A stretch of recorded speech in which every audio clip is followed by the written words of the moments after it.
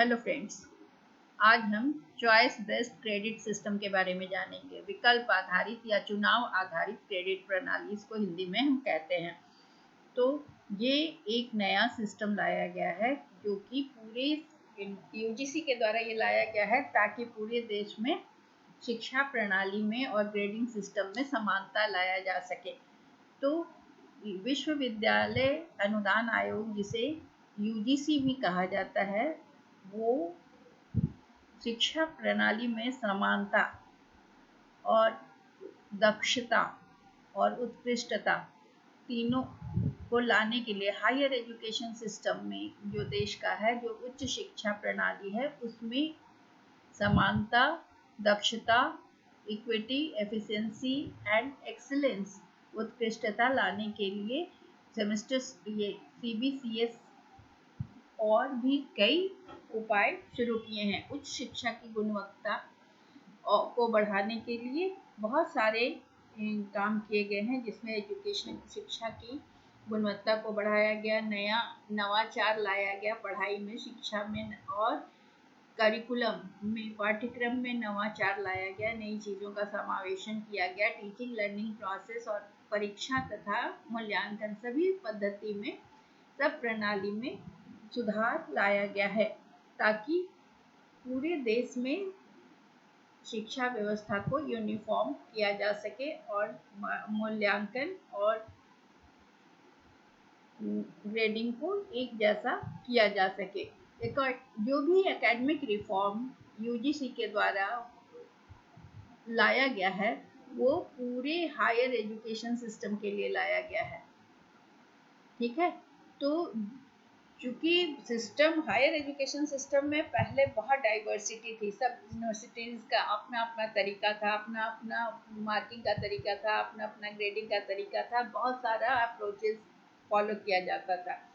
तो अब इसमें क्या हुआ है कि अब हायर एजुकेशन इंस्टीट्यूशंस को लचीला बनाया गया है और स्वतंत्रता दी गई है कि वो पाठ्यक्रम और शिक्षण सीखने के तरीकों में जो उपयुक्त है उसको अपनाएं, और छात्रों का जो भी प्रदर्शन है, छात्र जिस तरह से परफॉर्म कर रहे हैं, उसके आधार पर उन्हें उचित ग्रेड दिया जा सके।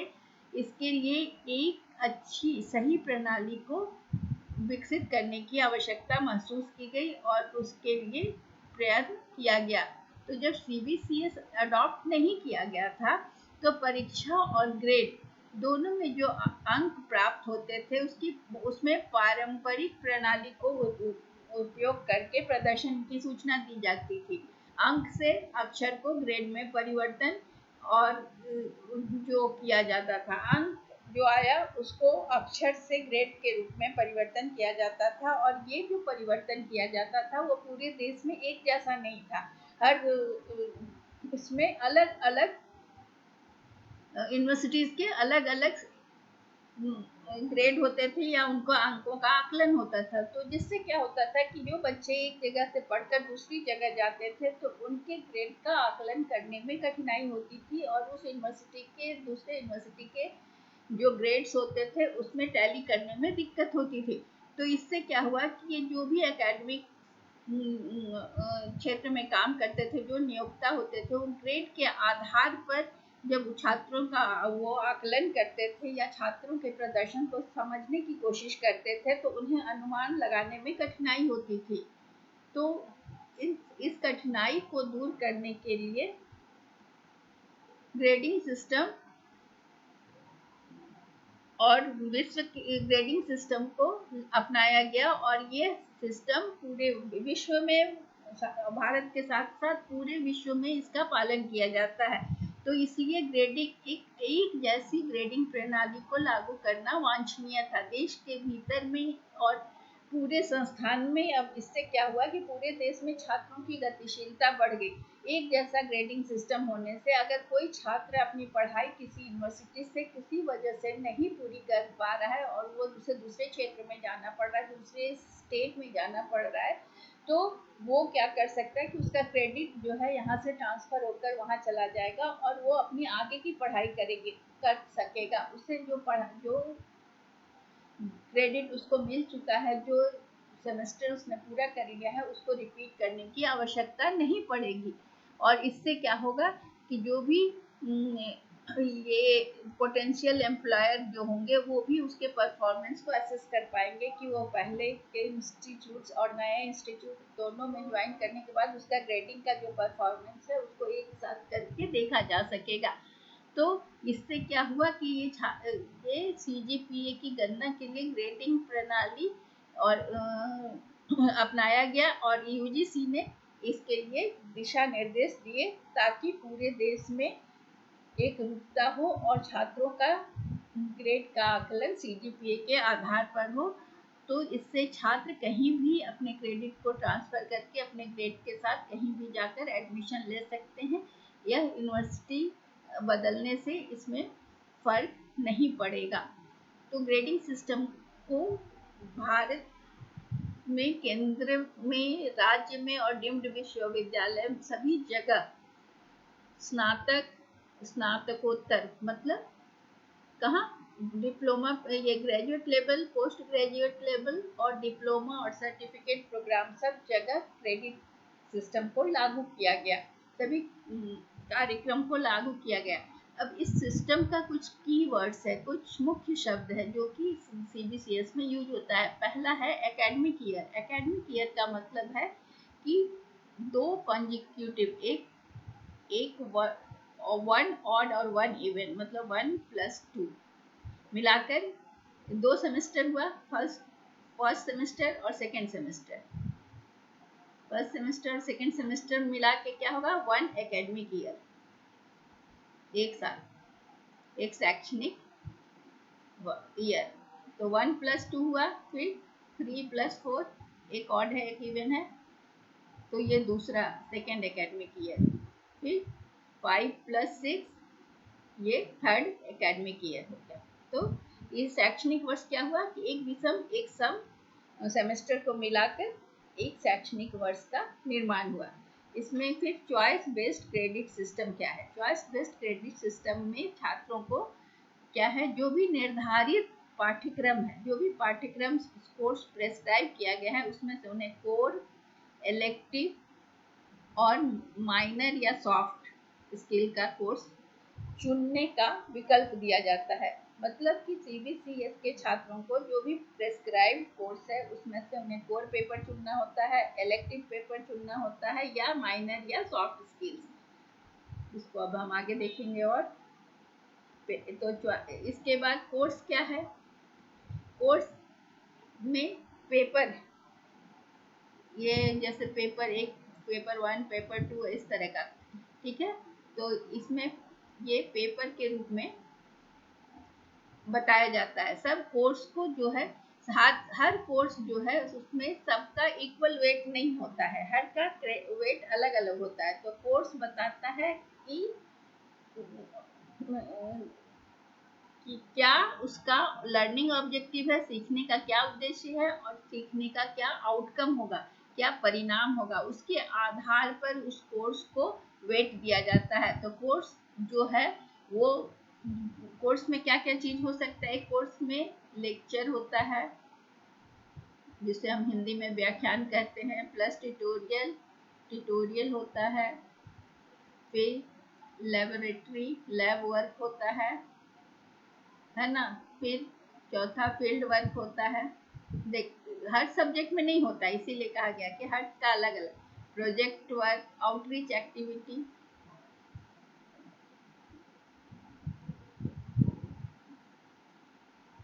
Project work,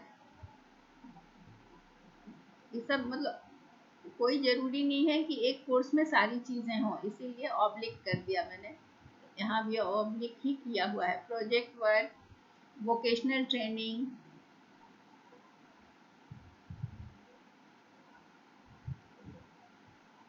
viva, seminar, assignments,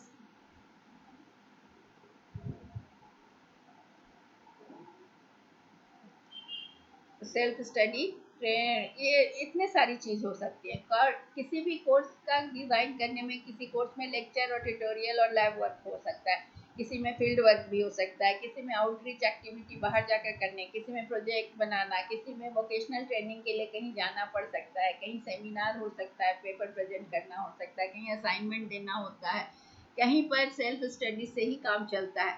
तो ये कोर्स में पेपर, जो भी पेपर होता है किसी कोर्स में, उसमें सब कोर्स को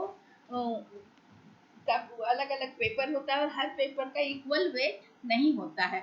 और ये पेपर कितनी तरह की चीज़ों से मिलकर बने होते हैं, comprised of lecture, tutorial, laboratory work, field work, outreach activity, project, vocational course, self study, assignment इत्यादि बहुत सारी चीज़ें होती हैं। तो credit based semester system CBSS, इसमें क्या होता है कि ये डिग्री या डिप्लोमा किसी को अवार्ड करना है, डिग्री करना है तो 3 साल का कोर्स, डिप्लोमा का कोर्स का टाइम 1 साल, या सर्टिफिकेट का 6 महीना। ये सारे मतलब इसका कोई मेंशन, ये डिपेंड करता है कि कितना क्रेडिट है। सर्टिफिकेट के लिए सबसे कम क्रेडिट होगा, डिप्लोमा के लिए उसके बाद होगा, डिग्री के लिए सबसे ज़्यादा क्रेडिट होता है। तो क्रेडिट की संख्या के आधार पर ही छात्रों को डिग्री, डिप्लोमा या सर्टिफिकेट, प्रमाण पत्र दिया जाता है। क्रेडिट पॉइंट क्या होता है? क्रेडिट पॉइंट है प्रोडक्ट ऑफ ग्रेड पॉइंट और नंबर ऑफ क्रेडिट। यह कोर्स के लिए कितना ग्रेड पॉइंट है, क्रेडिट पॉइंट कितना प्रोडक्ट है। ये ग्रेड, प्रोडक्ट का मतलब क्या हुआ? Grade point into number of credits, ये होता है क्रेडिट पॉइंट। क्रेडिट पॉइंट क्या चीज हुआ? Grade point plus grade point into number of credits. तो मतलब कितना ग्रेड पॉइंट है और कितना क्रेडिट है उस कोर्स का, उसके आधार पर क्रेडिट पॉइंट निर्धारित होता है। क्रेडिट क्या है? एक यूनिट है जो कि जिसके द्वारा पाठ्यक्रम के कार्य को मापा जाता है। इसमें क्या है कि ये क्रेडिट निर्धारित करता है कि हर सप्ताह, प्रत्येक सप्ताह कितने घंटे निर्देश दिया जाएगा, कितना घंटा पढ़ाया जाएगा। तो एक क्रेडिट जो है, 1 credit is equal to 1 hour of teaching. 1 घंटा टीचिंग, चाहे लेक्चर हो या ट्यूटोरियल हो, ठीक है, लेक्चर या ट्यूटोरियल। तो अगर 1 घंटा का लेक्चर या ट्यूटोरियल होता है तो वो 1 क्रेडिट होता है, और नहीं तो 2 घंटे का प्रैक्टिकल का 1 क्रेडिट होता है। 2 आवर्स ऑफ प्रैक्टिकल और फील्ड वर्क। या तो आप फील्ड वर्क करने जाएं या प्रैक्टिकल करें 2 घंटे का, तो 1 क्रेडिट मिलेगा। क्रेडिट कैसे काउंट होता है? 1 घंटा का लेक्चर या ट्यूटोरियल होता है, या फिर 2 घंटे का प्रैक्टिकल या फील्ड वर्क होता है। अब CGPA क्या होता है? तो अलग कलर से बता दूं। CGPA में ये क्यूमुलेटिव ग्रेड पॉइंट होता है, जुड़ता जाता है। मतलब एक पहला सेमेस्टर का, दूसरा सेमेस्टर का, तीसरा सेमेस्टर का, सब ग्रेड पॉइंट जुड़ता जाएगा तो ये क्यूमुलेटिव हो जाएगा। यह क्या है कि पूरा क्यूमुलेटिव परफॉर्मेंस है इस स्टूडेंट का, ऑल सेमेस्टर्स का आपका जो क्रेडिट जमा हुआ या आपका परफॉर्मेंस है, ये कहलाता है CGPA। CGPA क्या है? रेशियो ऑफ, ये रेशियो है टोटल क्रेडिट पॉइंट, जितना टोटल कोर्स का क्रेडिट पॉइंट है, टोटल क्रेडिट पॉइंट सिक्योर जो स्टूडेंट का आया, स्टूडेंट्स टोटल क्रेडिट पॉइंट, अलग अलग कोर्स में जो स्टूडेंट को क्रेडिट आया, और सम ऑफ द टोटल, ये सब सेमेस्टर में जो भी क्रेडिट आया, and the sum of total credits of all, और जितना plus sum of all credits, जो कोर्स का पूरा क्रेडिट है सब सेमेस्टर का। तो ये 2 डेसिमल प्लेस तक इसको एक्सप्रेस किया जाता है। मतलब क्या है कि CGPA क्या है? इस सेमेस्टर में विभिन्न पाठ्यक्रम में एक छात्र कितना क्रेडिट अंक पाया, ठीक है, और इसमें सभी सेमेस्टर के पाठ्यक्रम के कुल क्रेडिट का भी योग है। इसको हम अभी सॉल्व करके भी देखेंगे। तो ये टोटल क्रेडिट पॉइंट और जो स्टूडेंट को आया, और टोटल क्रेडिट कितना है सब पाठ्यक्रम का, उसका ये योग है। इसे हम क्यूमुलेटिव ग्रेड पॉइंट कहते हैं। ग्रेड पॉइंट क्या हुआ? ये तो क्यूमुलेटिव हो गया कि टोटल का, और क्यूमुलेटिव ग्रेड पॉइंट जो है, ग्रेड पॉइंट एक न्यूमेरिकल वेट है जो कि 10 पॉइंट स्केल में होता है। न्यूमेरिकल नंबर का है, ये 0 से 10 पॉइंट तक का स्केल में होता है लेट ग्रेड पॉइंट। ठीक है, हर अक्षर को एक, यहाँ पर ग्रेड का जो पॉइंट होता है ना, 10 अंक का पैमाना होता है, 10 अंक में से हर लेटर को एक अंक दिया जाता है। अभी हम देखते हैं इसको। लेटर ग्रेड क्या है, ये परफॉर्मेंस है स्टूडेंट्स का, और ये लेटर ग्रेड होता है ओ, ए प्लस, ए, इस तरह से, ये भी हम अभी आगे देखेंगे। तो पूरा ये नंबर में होता है और ये लेटर में होता है। Letter grade, grade point number में हुआ और लेटर ग्रेड जो हुआ वो अंक में, सॉरी ये हुआ लेटर में।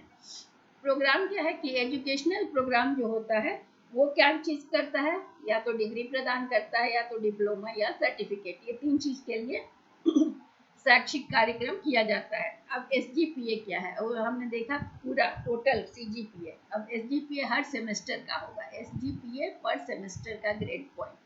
तो क्या है यह एक सेमेस्टर में जो भी परफॉर्मेंस है छात्र का वो बताता है SGPA पर सेमेस्टर परफॉर्मेंस, है ना। तो ये रेशियो क्या है, टोटल क्रेडिट पॉइंट जो कि छात्र को आया, टोटल क्रेडिट जो मिला छात्र को, और टोटल क्रेडिट मान लीजिए छात्र को जो आया, और उसके बाद हुआ इसका अनुपात क्या है, और टोटल पाठ्यक्रम का जो क्रेडिट है इसका अनुपात है, इसे भी 2 दशमलव तक व्यक्त किया जाता है। मतलब टोटल क्रेडिट का ratio, total credit earn by, या टोटल क्रेडिट जो छात्र ने प्राप्त किया, अर्न किया या सिक्योर किया, divided by the total course credit का रेशियो है। ये टोटल कोर्स क्रेडिट और टोटल, इसको हम ऐसे लिखते हैं, SGPA is the total credit points secured by student। और इसके बाद ये है कि टोटल कोर्स क्रेडिट्स, इससे SGPA निकलता है। ये 2 दशमलव तक निकाला जाता है, 2 डेसिमल पॉइंट तक इसको हम डिवाइड करके निकालते हैं। अब सेमेस्टर, सेमेस्टर क्या है, हर सेमेस्टर का ड्यूरेशन कितना होता है, तो 15 से 18 वीक, 15 to 18 वीक्स का एक सेमेस्टर होता है, जिसमें 90 टीचिंग डेज होना चाहिए, एक्चुअल टीचिंग डेज 90 होना चाहिए। और ये सेमेस्टर का टाइम विषम जो होता है, ऑड सेमेस्टर का टाइम होता है जुलाई से दिसंबर,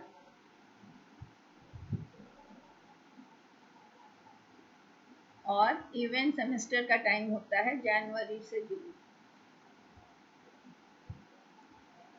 ट्रांसक्रिप्ट और ग्रेड कार्ड और सर्टिफिकेट जो मिलता है बच्चों को, वो जो ग्रेड वो अर्न करते हैं, जो ग्रेड आता है उनको उस ग्रेड को सर्टिफिकेट के रूप में या ग्रेड कार्ड के रूप में छात्रों को दिया जाता है हर सेमेस्टर के बाद उन्हें। ग्रेड सर्टिफिकेट जो है वो, उसमें क्या क्या चीज़ होता है, कोड होता है, कोर्स का टाइटल होता है, कितना क्रेडिट है कोर्स में और कितना ग्रेड सिक्योर किया।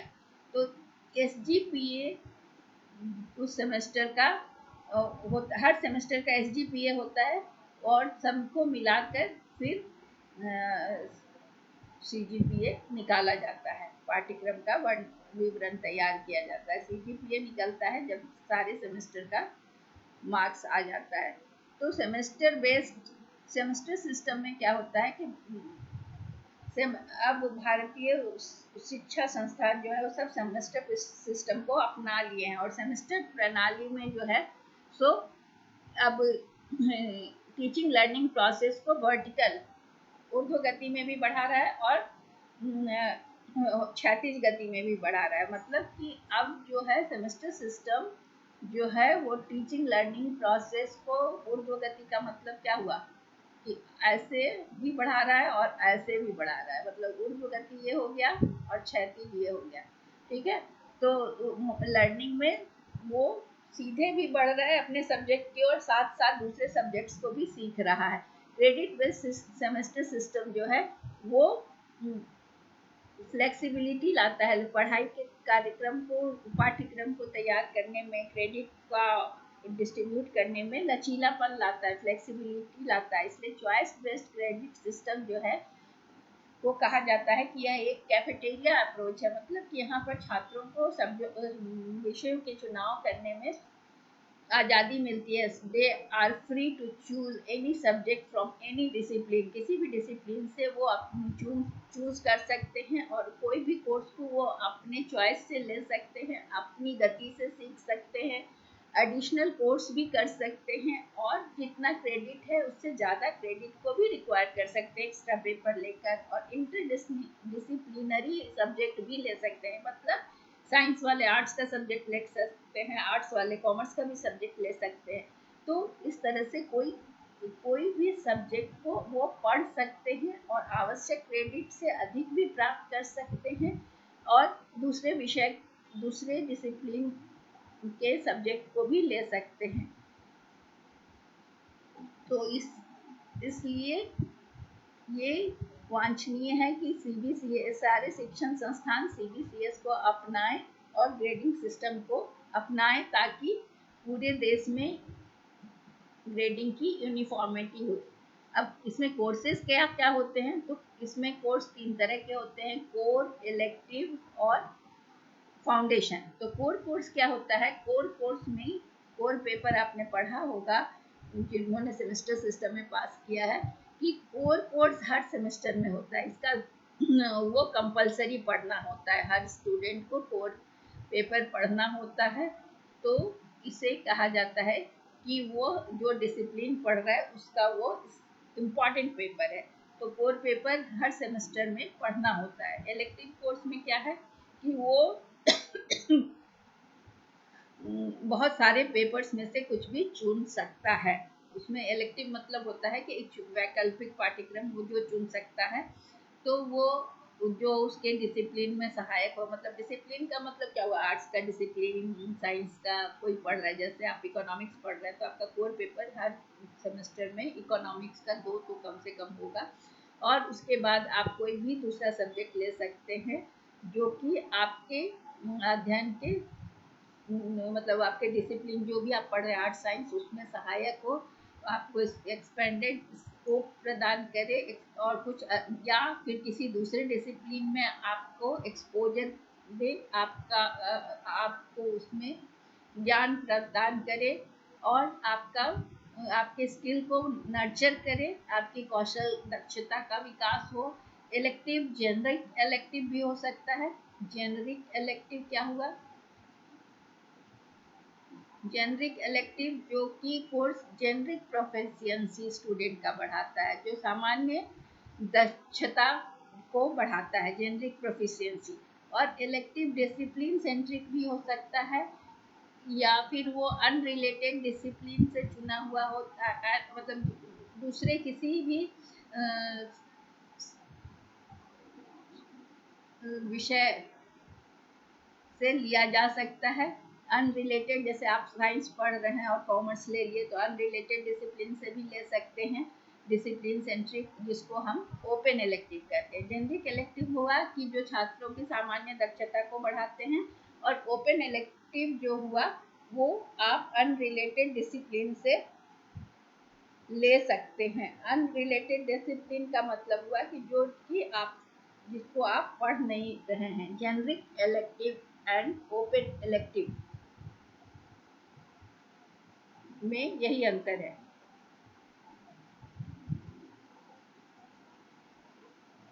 ओपन इलेक्टिव का मतलब हुआ कि वो कोर्स जो कि स्टूडेंट हर प्रोग्राम के स्टूडेंट्स के लिए अवेलेबल है और सेम डिपार्टमेंट के लिए भी, मतलब कि इस कोर्स को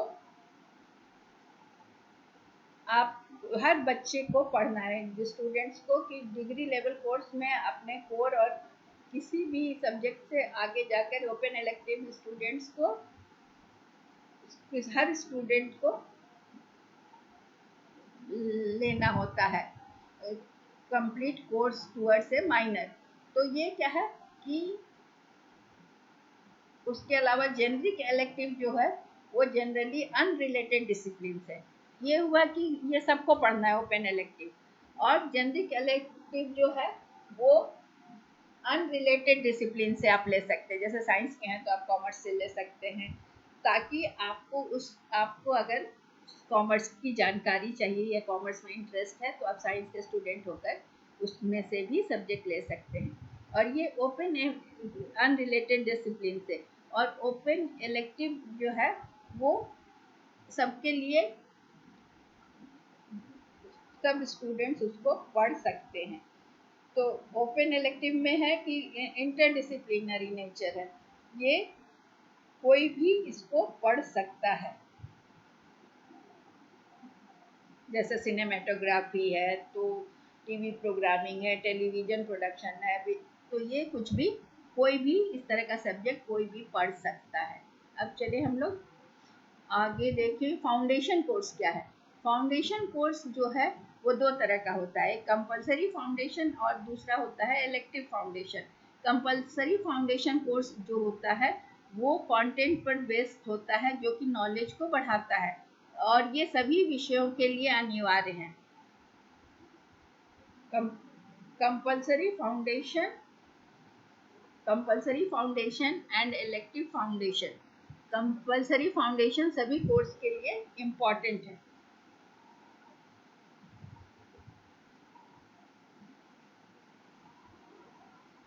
और इलेक्टिव फाउंडेशन जो है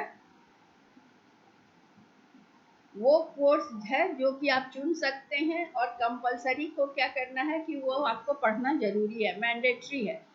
तो इसलिए आपको उसको पढ़ना जरूरी है ताकि आप जो पढ़ाई कर रहे हैं उसको पूरा कर सके। इलेक्टिव कहाँ जहाँ यूज हो रहा है वो आपके कंपलसरी कोर्स में जोड़ा जाता है, जुट जाता है उसके साथ, ताकि आपको जितना क्रेडिट चाहिए अपनी डिग्री का, टोटल नंबर ऑफ यूनिट जितना है कोर्स को पूरा करने के लिए, वो आपको जोड़ने में मदद करता है। इलेक्टिव से आपका क्या होता है कि जब आपके कंपलसरी कोर्स में इलेक्टिव जुड़ जाता है तो आपको जितना यूनिट चाहिए अपनी डिग्री को पूरा करने के लिए वो उससे मिल जाता है। तो वैकल्पिक फाउंडेशन पाठ्यक्रम का वैल्यू को बढ़ाते हैं। और ये फाउंडेशन कोर्स में जनरली कहा जाता है कि मान लीजिए कि फाउंडेशन कोर्स में 24 क्रेडिट्स चाहिए, एक एग्जाम्पल, तो ये कंपलसरी है। और इलेक्टेड कोर्स में क्या है कि 8 क्रेडिट कोर्स आप ले सकते हैं और 16 क्रेडिट ले सकते हैं जो कि इलेक्टिव सेक्शन से। तो आप कंपलसरी का 8 लेके और बाकी इलेक्टिव से लेकर आप 24 क्रेडिट्स का कोर्स पूरा कर सकते हैं। तो क्या है इसका मतलब कि ये फाउंडेशन कोर्स आपके ज्ञान की वृद्धि को बढ़ाते हैं, ये सभी विषय के लिए जरूरी है। लेकिन वैकल्पिक जो है वो आपके मानव मूल्यों को बढ़ाते हैं।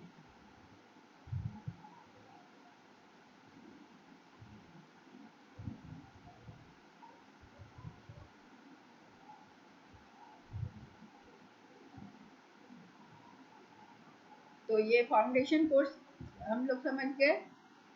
फाउंडेशन कोर्स प्रिपरेटरी कोर्स है जो कि यूनिवर्सिटी लेवल पे आर्ट और डिजाइन एजुकेशन, वो फाउंडेशन कोर्स 1 या 2 साल का प्रिपरेटरी कोर्स होता है जो कि बैचलर डिग्री, मतलब ये आपको पाठ्यक्रम पर आधारित है और ये आपके ज्ञान वृद्धि की ओर ले जाते हैं।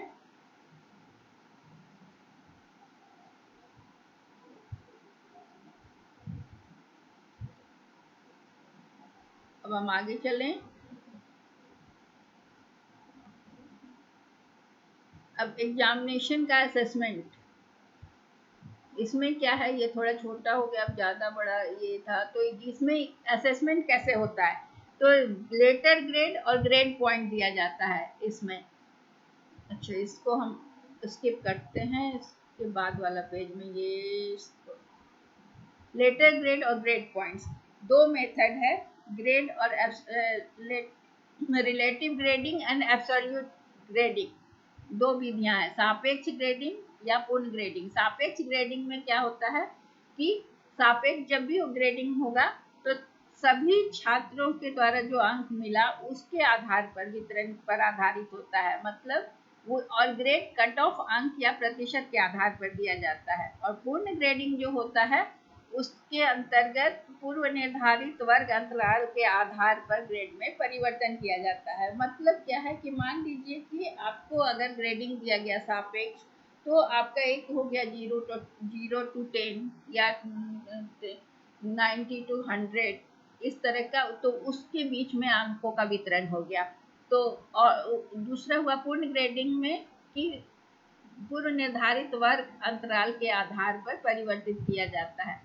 तो यूजीसी जो है वो किस तरह का ग्रेडिंग बताता है, हम उसको देखना है। Relative grading based on distribution, normal distribution of marks obtained by all students of course and grades are awarded based on cut off mark और percentile।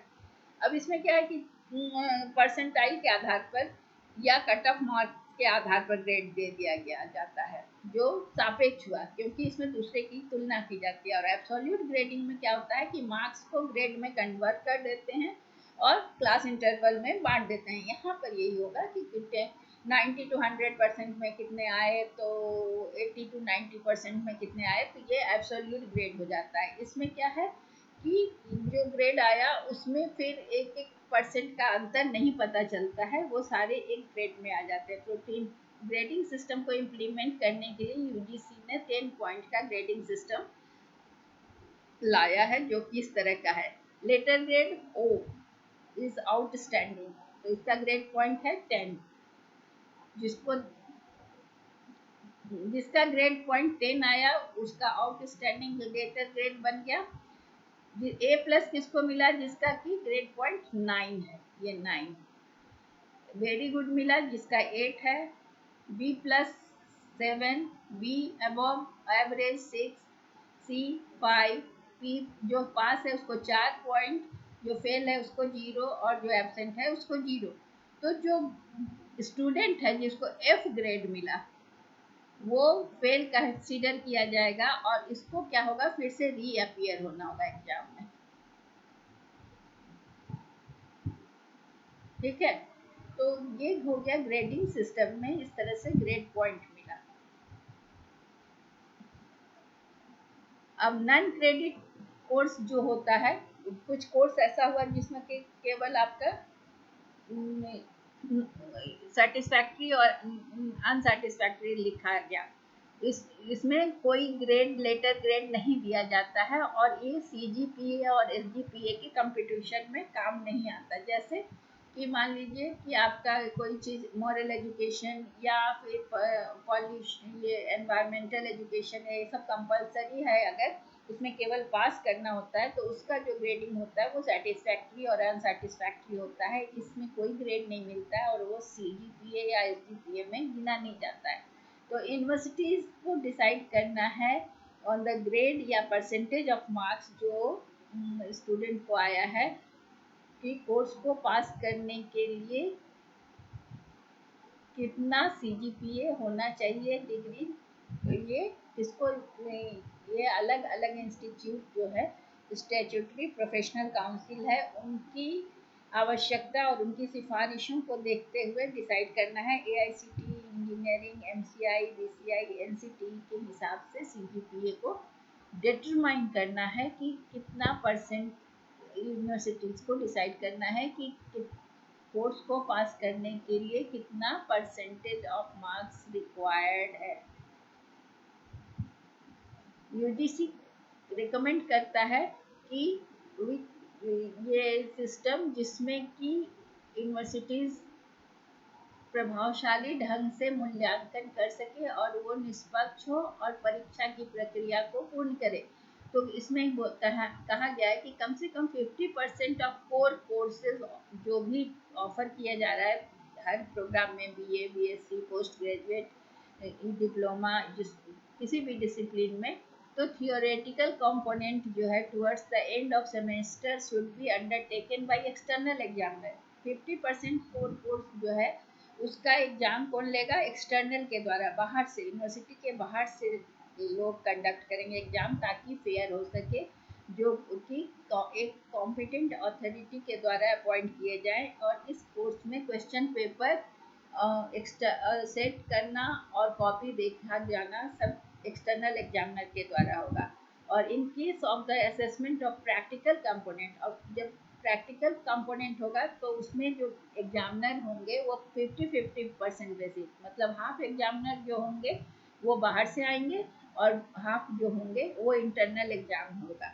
और जब प्रोजेक्ट रिपोर्ट, थेसिस और डिजर्टेशन का असेसमेंट होगा तो वर्क दोनों के द्वारा देखा जाएगा, इंटरनल और एक्सटर्नल के द्वारा, दोनों मिलकर देखेंगे, ताकि असेसमेंट की प्रक्रिया में कोई गड़बड़ी ना हो सके।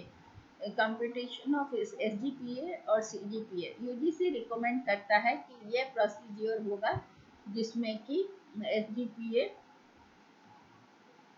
और CGPA को कैसे कंप्यूट करना है। तो SGPA क्या है? SGPA देखिए यहाँ पर लिखा है कि SGPA is the ratio of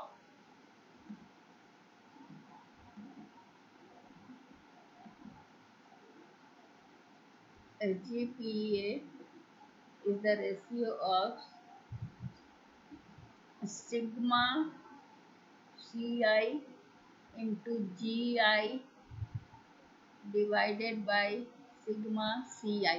अब यहाँ पर है कि इसमें क्या है कि ratio of sum of the product of, product हुआ किसका? क्रेडिट्स, ये है credits scored by the student in all courses taken by student, and sum of the number of credits, sum of the number of credits। और ये क्या है कि is the ratio of sum of the product of number of credits and grade points, जो grade point आया और credit जो था और टोटल क्रेडिट पॉइंट से डिवाइड किया जाए। तो CI क्या है? Number of credits her course का, IH कोर्स, IH मतलब जो भी कोर्स हो उसका क्रेडिट, और GI है द ग्रेड पॉइंट उस कोर्स में स्टूडेंट के द्वारा जो आया। इन दोनों को मल्टीप्लाई करके इससे डिवाइड करने से वो एक सेमेस्टर का SGPA निकल जाएगा। अब उसके बाद हम देखते हैं कि CGPA कैसे निकलेगा। SGPA और CGPA 2 डेसिमल पॉइंट तक निकलेगा। तो अब देखिए इसमें एक एग्जांपल से बताया गया है कि कोर्स है 1 2 3 4 5 6, ये कोर्स है और उसका क्रेडिट दिया हुआ है। हर कोर्स का क्रेडिट देखिए यहाँ अलग अलग है।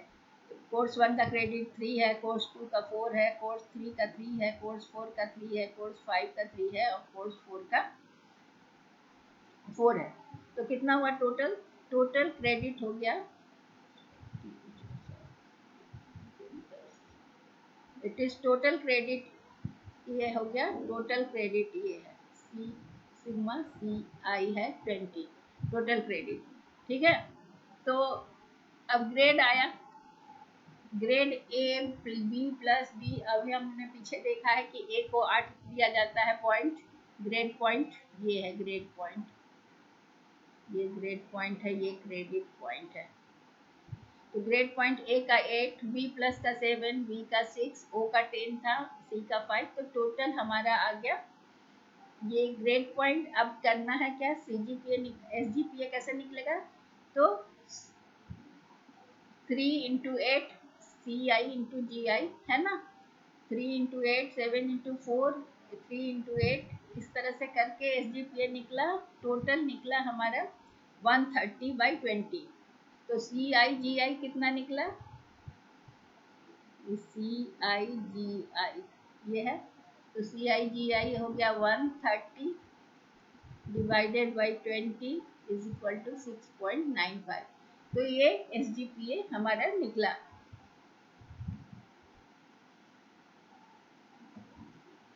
अब SGPA निकल गया। अब इसी तरह से 5-6 सेमेस्टर का हमने SGPA निकाल लिया।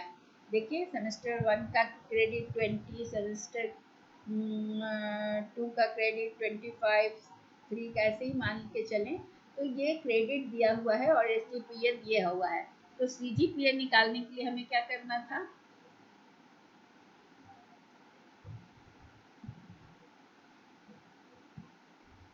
सी जी पी ए के लिए हमें क्या करना था? तो क्रेडिट सेमेस्टर वन का into S G P A कितना है? 6.9। S G P A one plus credit two, ऐसे करके हम 6 सेमेस्टर का निकाल लेंगे। और टोटल क्रेडिट हमारा है 20। ये total credit 20, 25, 26, 22, 26, 25। So total credit हो जाता है हमारा 144।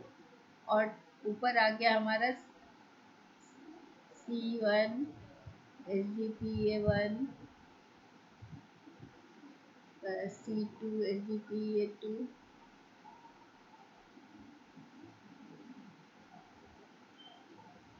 Plus C3 S G. इस तरह से करके हम 6 तक ले जाएंगे। तो ये दिया हुआ है, ये देखिए, इसका और इसका हो गया ये